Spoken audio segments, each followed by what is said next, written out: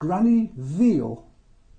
She's a remarkable lady. She was in her 90s, wore a cloth cap, a long overcoat, held together with a safety pin at the throat, black boots, men's boots with holes cut in for her bunions. Some people were frightened of her. I found her an absolutely fascinating character. In fact, I think she was quite a well-read lady. She'd been widowed 3 times. Each of her husbands had been army officers. In fact, the last one was an army doctor. She kept chickens and pigs, with which I was fascinated. You entered the area where she kept pigs by going up her back garden, through a dark shed, which to me was always known as Over the Way. She'd clutch my hand and say, "Come on, let's go over the way." Now a magic thing would happen.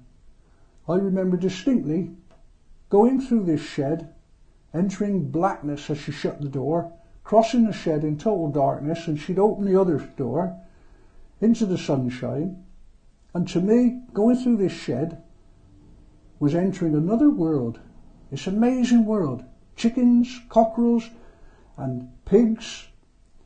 And a lot of the fences and the pens were made of all sorts. You couldn't get wire netting in those days. Often bed ends. And the place was fondly known by locals as Bedstead Farm. Now this piece of land later became the area on which Clark Brothers UK operated, and it is now an industrial estate. But one incident with Granny Veal which always sticks was in the winter of 1947, she had a cockerel which was what she termed as frosted. Obviously it got the cold in it. I entered her house with my mother and I was amazed. In the black lead grate, which had an accompanying black lead oven, was a low fire, and in the oven was this cockerel, alive. Apparently she was trying to defrost it, as she said, thaw it out. I can remember we went into what was her front room, and there was a cake.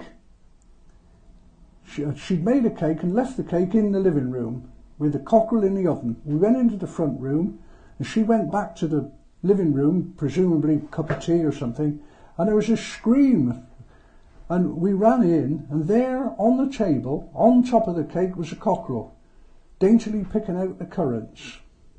That was Granny Veal all over.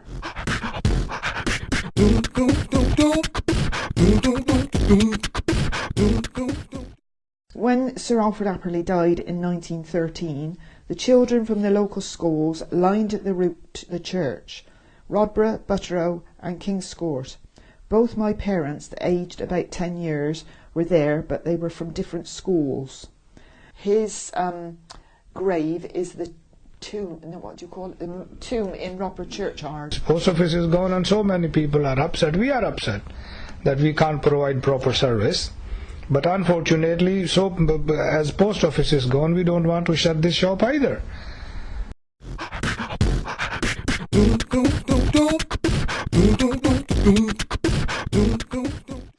Do you want another little story?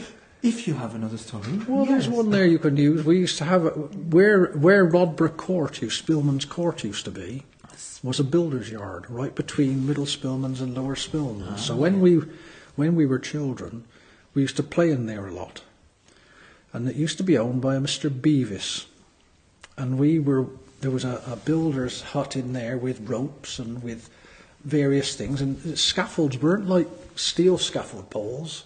They were huge, like a telegraph pole would be. Yeah. Scaffold poles were like that.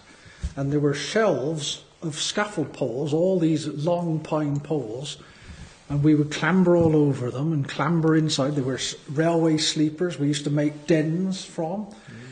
And there's a lovely big holm oak there, and it's been cut back a bit now, but it's still there.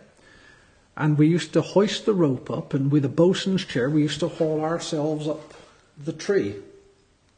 And I was up there one day, we'd left this rope and seat up there, and I was climbing the tree, pulling myself up one day when Mr. Beavis came along and caught me in red-handed. Because he was worried about the accidents more than about us trespassing.